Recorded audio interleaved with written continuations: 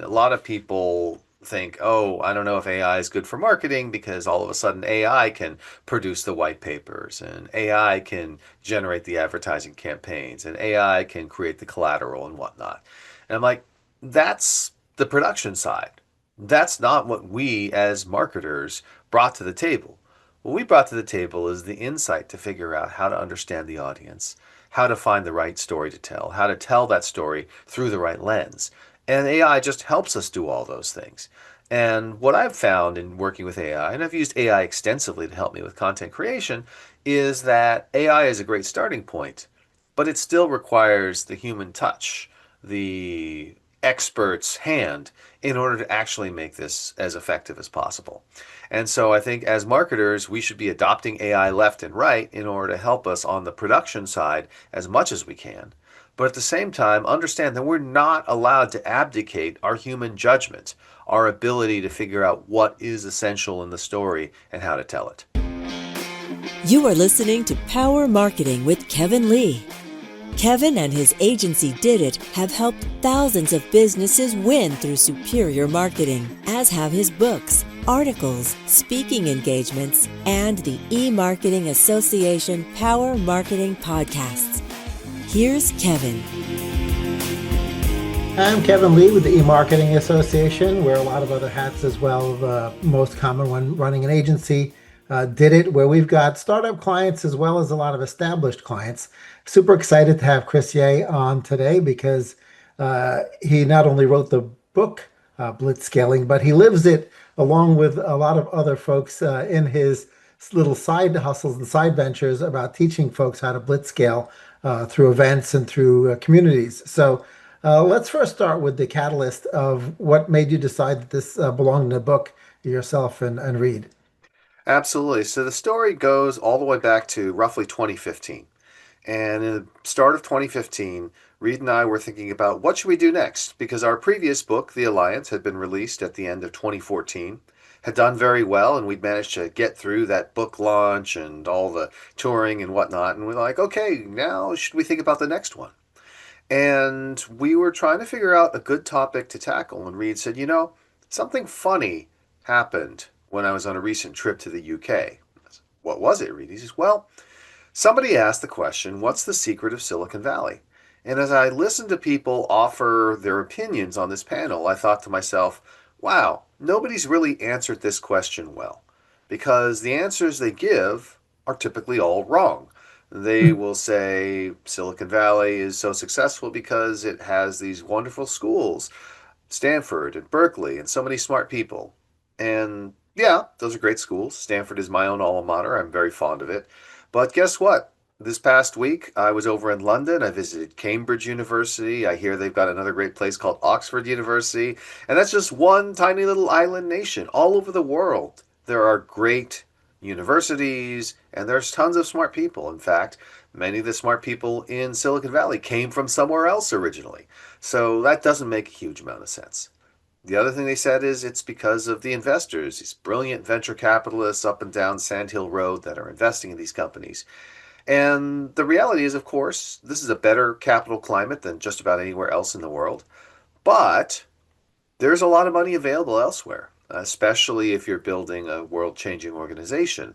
And most of the money that gets deployed in Silicon Valley doesn't start here, anyways, either, right? It starts in places like the MENA region or Europe or New York or what have you, as these institutional investors eventually support the VCs. And so the final thing that people often say is, oh, it has a culture that embraces experimentation and celebrates failure. And in fact, that is true. And there are other cultures around the world, especially thinking of the Japanese market, which is an amazing place, but where there is definitely a stigma to failure that makes it more difficult for entrepreneurs. But again, we're living in the third or fourth decade of the internet age. Most people around the world have access to the same information everyone else has. They understand what startups are all about. And yet at the same time, Silicon Valley still delivers. Right? When we were writing the book back in the middle of the last decade, there were companies like Uber and Airbnb that were growing incredibly rapidly and powerfully. Today, it's companies like OpenAI and Anthropic and the AI side. And the fact is, Silicon Valley continues to be the world leader in building these companies quickly. And the question is why? And we decided, you know what? Since other people haven't answered the question properly, and since we're curious about the answer ourselves, let's go ahead and do that. And that's where the project to write Blitzscaling came from. Well, that's a great origin story, and to get all the nuances, folks will have to either read the book or buy the audiobook, or delve into your content online. One of the things that's unique, I think, to faster growing companies who are blitzscaling is the muddiness between the sales channel and the marketing channel. Obviously, e-marketing association is all about marketing, but we realize, especially in B2B, that the lines are already pretty fuzzy between sales and marketing channels. And so I'd love to hear, how you resolve that ambiguity and how that fits into the blitz scaling model. So this is a topic that's near and dear to my heart because for most of my career as an operator, I considered myself a marketing professional. So while as a CEO or founder, you end up doing everything, as a profession, I've spent more time in marketing than any other, and therefore it's very near and dear to my heart. Now, the thing about marketing and sales is, sadly, in many cases, they set themselves up in opposition when in fact they need to be working closely together. And the analogy I use is actually one from sports. I'll use that analogy because usually I want the salespeople to understand the analogy, and sports analogies work well since so many salespeople played ball of some kind when they were in college. So, if we think about a team like the Los Angeles Lakers, my favorite team, you have folks on the team who are playmakers. So, the Luka Doncic's and LeBron James of the world. Then you have people who are play finishers, the people who are going to go ahead and dunk the ball. This may be DeAndre Ayton, who recently joined the team, or a Rui Hachimura, who's been there for in the past few years, or in the most famous example, going back to the 1980s and 1990s, the Utah Jazz had John Stockton and Karl Malone. John Stockton was the point guard, and Karl Malone was the power forward and scorer. So that's the thing about marketing and sales. They're doing different things. Marketing is all about setting up the sales team to score, giving them that market awareness, that market intelligence, lining up the leads and lining up all the different potential prospects to ultimately be closed. And of course, there can be frustration on teams. Some teams, they don't get along. Maybe the point guard thinks, I just set you up for the perfect score and you fumbled it. Or maybe the power forward or shooting guard thinks, I'm sitting here in the corner, I'm wide open, nobody's getting me the ball. And the answer to being more effective at sales and marketing is not to say we're going to just optimize sales, we're just optimize marketing, we're to set ourselves in opposition, but to say, look, we're on the same team. Let's figure out the plays that are going to give us the best chances of scoring. Because I want to rack up my assists, you want to rack up your points. Let's do this together. And when I've been a VP of marketing or chief marketing officer, I've always worked very closely with my head of sales or chief revenue officer because I understood that this was a case of two team members who need to work together, or two teams that need to work together. I think a lot of it goes a long way for, and this is where, sadly, we as marketing folks need to make that sacrifice, right? In sports, the point guard often has to cede the spotlight, right? The goal is not, hey, I want everyone to pay attention to me and what I'm doing. The goal is to achieve the objectives.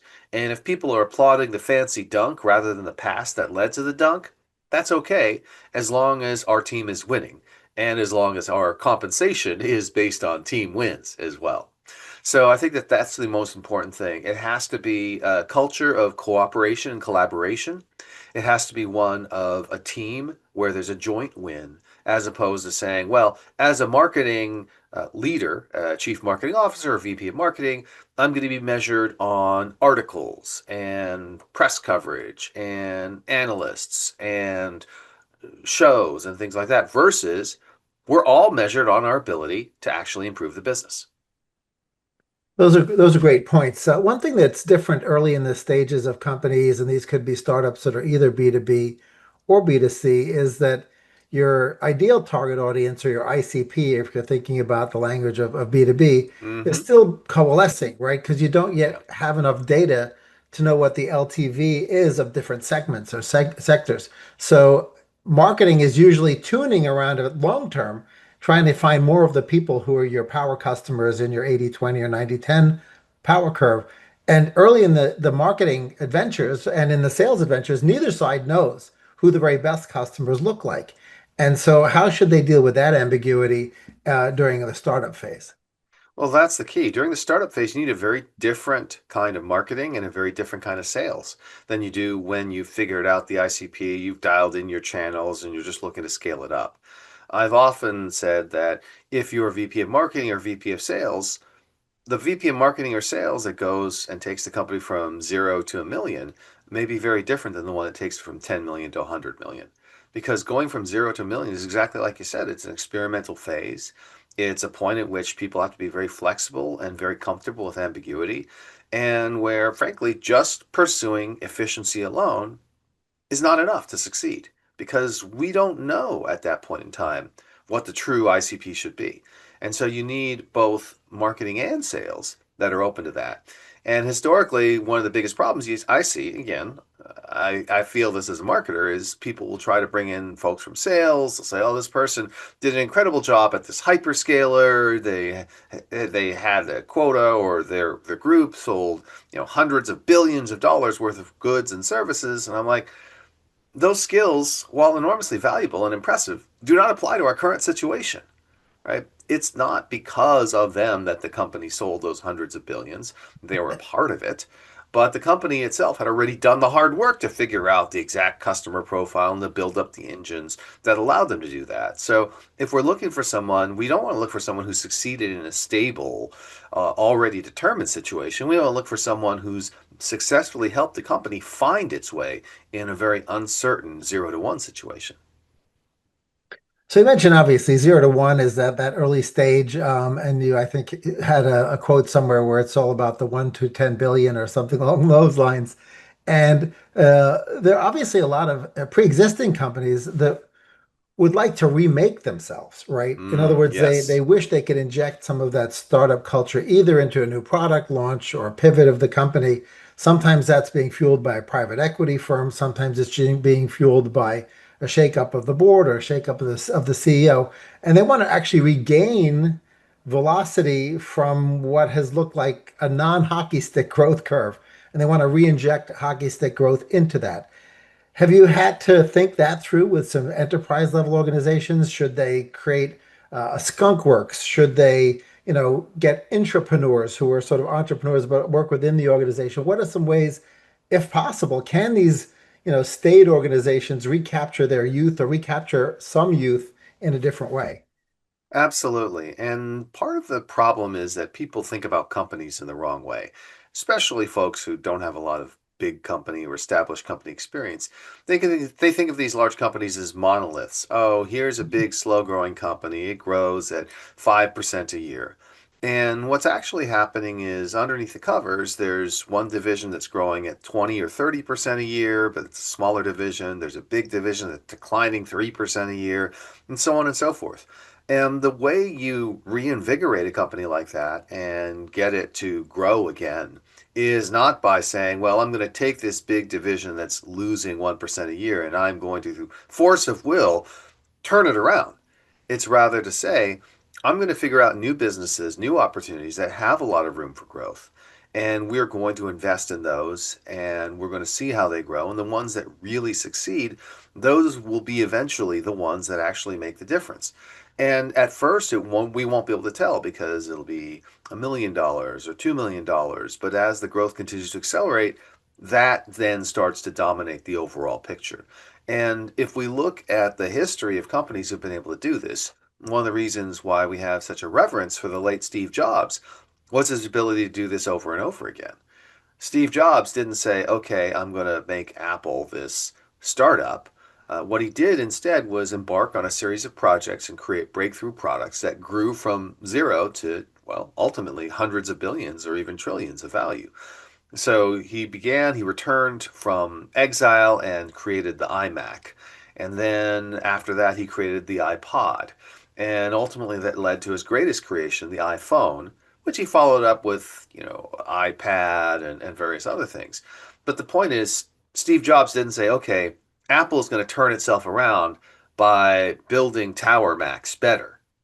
Instead, Apple turned itself around by finding new breakthrough products that it could dominate, that it could blitz scale to a scale where ultimately it now dwarfs that traditional business, right? The Macintosh desktop business, desktops and laptops, are less than 10% of Apple's business.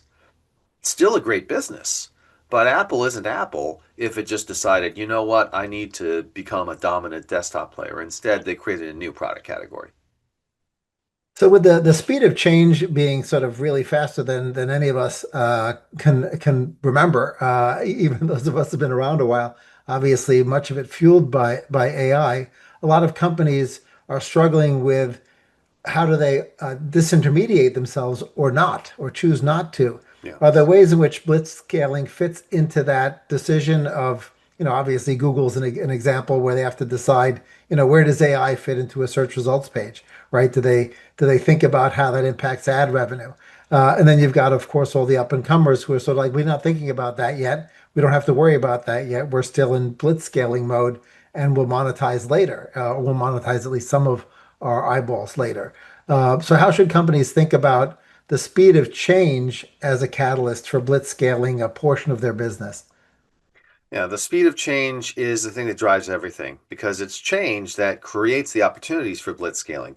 If you have a stable market and there is no change, saying, I'm going to spend money and resources to try to take this over, it's like launching a direct frontal assault on a prepared fortification. It's not going to go well for you unless you're very, very lucky. And even then, probably it's not going to go well for you. And so the reason the pace of change is important is because it opens up these new opportunities. Now, this puts all of us into this interesting quandary, which Google finds itself in, but pretty much everyone will at some point in time or another, which is we're playing defense and offense at the same time. And the question is, how do we divide our resources and our attention between them? With Google, they see a very clear threat to their dominance, which is as people start turning to AI to give them answers instead of Google searches, the traditional model of the Google search and the Google AdWords link is dying off. And we already see that. We see massive declines in search engine traffic. If you are a company that's built its entire existence on SEO with Google, things don't look great right now. Or at least you're thinking about, well, how do I do AEO, AI engine optimization, or what have you. So, what you end up having to do is you end up having to figure out how do I selectively play offense and defense at the same time. And what you're doing is you're using the lens of blitzscaling to figure out, okay, what are the opportunities that really matter? So, which opportunities could be these hugely valuable winner take most markets that if we win them, transforms our company? And you're going to focus on those rather than just focusing on which one appears to be largest now or which one we have the best market share in now. But then when it comes to the defense, you have to ask yourself, can we actually compete with the young blitzscalers that are coming up? And we've seen this happen. There are different responses, but the success of OpenAI with ChatGPT prompted a whole bunch of different responses, and they fit into the different categories we've described in the book. So, for example, one is if you can't beat them, join them. Obviously, from the start, Microsoft had been working very closely with OpenAI, and that's something that has helped them along. They are still hedging and doing their own AI because, of course, you don't want to be dependent on anyone else for this incredibly important technology. But the Microsoft OpenAI relationship has benefited both. We've seen something similar play out with Anthropic, as Anthropic has worked closely with other places like Amazon. But then we also see responses like Facebook's. Facebook's response is an interesting one because they created open source models and put them out there because they said, you know what? We don't think that we can win that head to head battle, but we think that we can create an interesting vector of value creation because we don't care about the revenues from this. We just care about the usage and the platform. So I think we are seeing blitzscaling principles being applied in the market as we speak. And the key is to look at it both from an offensive and defensive perspective. Yeah, that's a great point for sure. Obviously, as a result of your ventures and your community, you get a chance to talk to a lot of C-suite and founder executives. So, on the startup side, what's the most common thing that you find that is recurring that when you're first in the conversation or your team's first in the conversation that people are missing, right? That they can immediately get as low-hanging fruit to improve their outcome? Yeah. So I think a big part of it is just understanding the fact that the world is highly dynamic. I think every human being craves certainty, and people who are running startups, same as well. So if a startup begins with a blank slate and it looks at the world around it and says, okay, how does the world actually work as opposed to how do big companies think it works? Great, let me put together a plan, let me execute on that plan. But what they often fail to recognize is that plan itself, while better than the establishment that the existing companies have, that plan itself will also be out of date in 6 months. And so you have to be what we call an infinite learner, where you are constantly updating your strategy, where you are learning new lessons and abandoning old lessons that no longer serve you, even though they worked great in the past. Just because something worked a year ago or 2 years ago doesn't mean it'll work now. And yet, when we see startups or startups that have been started by experienced folks, sometimes we see people trying to use a playbook from 5 years ago, 10 years ago, 15 years ago. That's unthinkable. Yeah, I can certainly see that happening.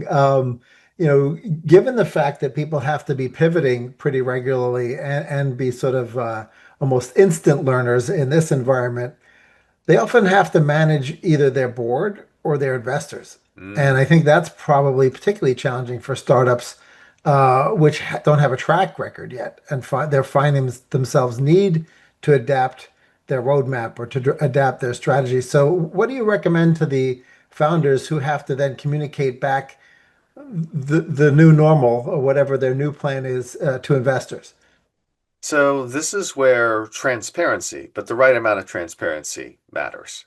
So, obviously, one of the things that is a big mistake that startups sometimes do is they treat their investors or board members as mushrooms. They keep them in the dark and they shovel on some fertilizer now and then in the various board meetings to try to keep them happy.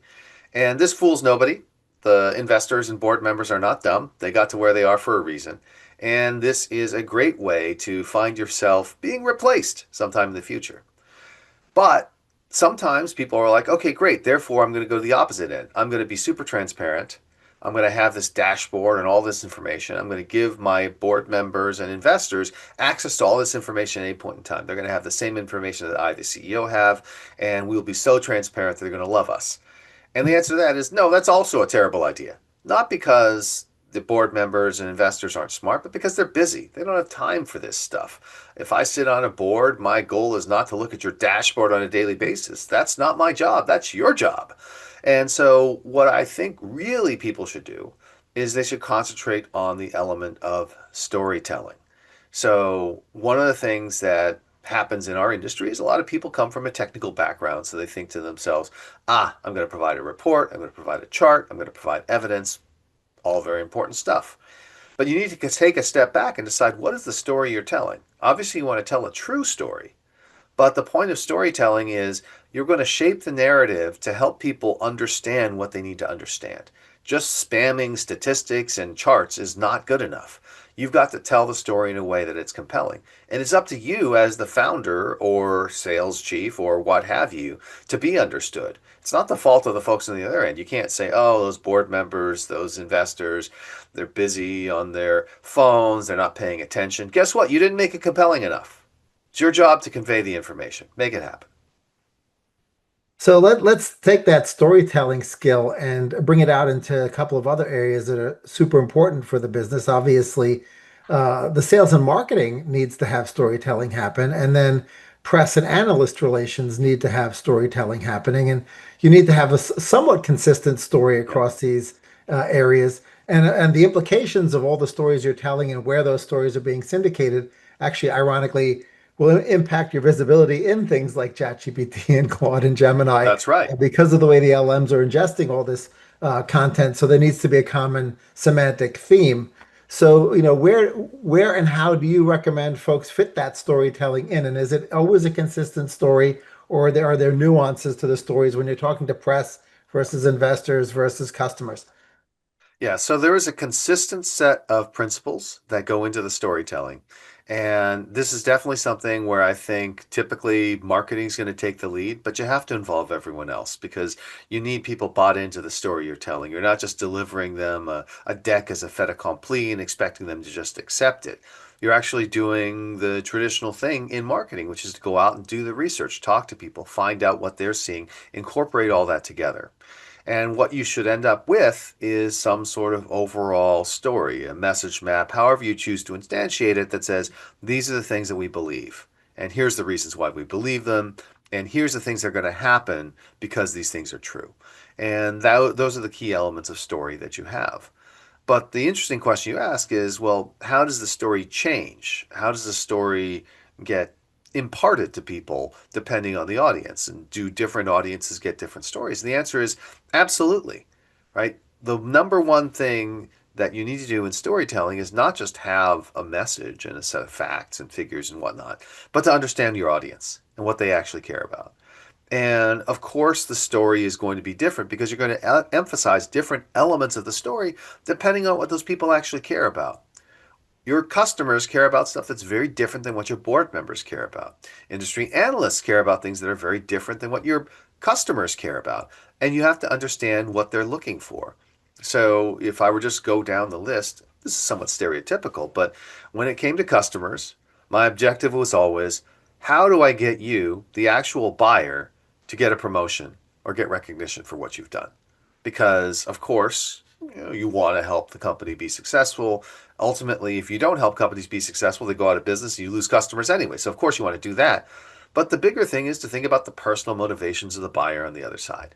And can you give them that recognition, that promotion, that ability to win that helps them out? Or alternately, think about the industry analysts. Can you tell a story that fits in with their existing framework and how they see the world, but also includes at least one or two new insights that they're grateful for that they can then share and take credit for? It's all about figuring out what is in it for them. And then finally, of course, on the investor side, what they're concerned about is, how are you going to increase the value of the company? And so you tell the story through that lens. And it's the same story in every case. It's just there's a different lens in terms of the different self interests of the audiences involved. So I really love the idea of making the customer the hero or the prospect who isn't a customer yet. I think that can be applied to almost any B2B sale. What else should we have chatted about today that we didn't cover yet that you think business people and marketers and CROs should be thinking about? Well, I think that one of the big things that is on everyone's mind right now is, how is AI changing our profession? And the fact is that we need to think of ourselves, and I use the we because I've been a marketer all my life, and even now as a venture capitalist, marketing is still an important part of what we do, both for our own firm and our portfolio companies. But I think that what you have to do is you have to look at AI as an opportunity. A lot of people think, oh, I don't know if AI is good for marketing because all of a sudden AI can produce the white papers and AI can generate the advertising campaigns and AI can create the collateral and whatnot. And I'm like, that's the production side. That's not what we as marketers brought to the table. What we brought to the table is the insight to figure out how to understand the audience, how to find the right story to tell, how to tell that story through the right lens. And AI just helps us do all those things. And what I've found in working with AI, and I've used AI extensively to help me with content creation, is that AI is a great starting point, but it still requires the human touch, the expert's hand, in order to actually make this as effective as possible. And so I think as marketers, we should be adopting AI left and right in order to help us on the production side as much as we can. But at the same time, understand that we're not allowed to abdicate our human judgment, our ability to figure out what is essential in the story and how to tell it. Yeah, that's a great point. And, having an incubator myself as well, I've obviously seen the 10x efficiency improvements when it comes to coding for the coding teams where they're pair coding with AI versus with each other at this point. But I have noticed a real bifurcation where if you're a great coder and a great product manager, your ability to produce the output because you add the humanity back into the equation just makes a tremendous amount of difference. So I think that's a parallel in the marketing side as well, right? You need to add that judgment, add that humanity, pick the winners from what various AIs are suggesting and telling you. Well, anything else you want to convey to the audience for a final thought? Well, as is traditional with a podcast, what I'll mention to folks is if you liked what you heard from me, of course, we talked a lot about my book, Blitzscaling. You can just go to blitzscaling.com and you can find places to buy it. It's generally available just about anywhere. It's an international bestseller. If you were thinking to yourself, hey, I like hearing from this Chris Yeh guy. I'd like to see what he's doing. And well, what you could do is you can go to chrisyeh.com. That's CHRISYEH.com. And you can find out about what I'm doing and what I'm up to and find the coordinates to where you can find me on social media. Although fortunately, I am the most famous Chris Yeh in the world. So if you just look up Chris Yeh, you generally do find me. And the final thing is just to note that, of course, what I am is an author and venture capitalist and public speaker. If you happen to be running a major conference or a huge gathering of the world's most important people or something like that, you can keep me in mind. If you are somebody who is building out an amazing company that you think is going to be worth $1 trillion someday, guess what? I'd like to hear from you as well. Great. I appreciate you being on. Lots of great words of wisdom that you shared. Appreciate it, Chris. My pleasure, Kevin. Happy to come back anytime. Kevin Lee's Power Marketing is available on all your favorite podcast networks. Kevin loves helping businesses excel at marketing. Having marketing challenges? Just like Santa in The Miracle on 34th Street, if Kevin can't help you, he'll know someone who can. Find him on LinkedIn, subscribe, or follow.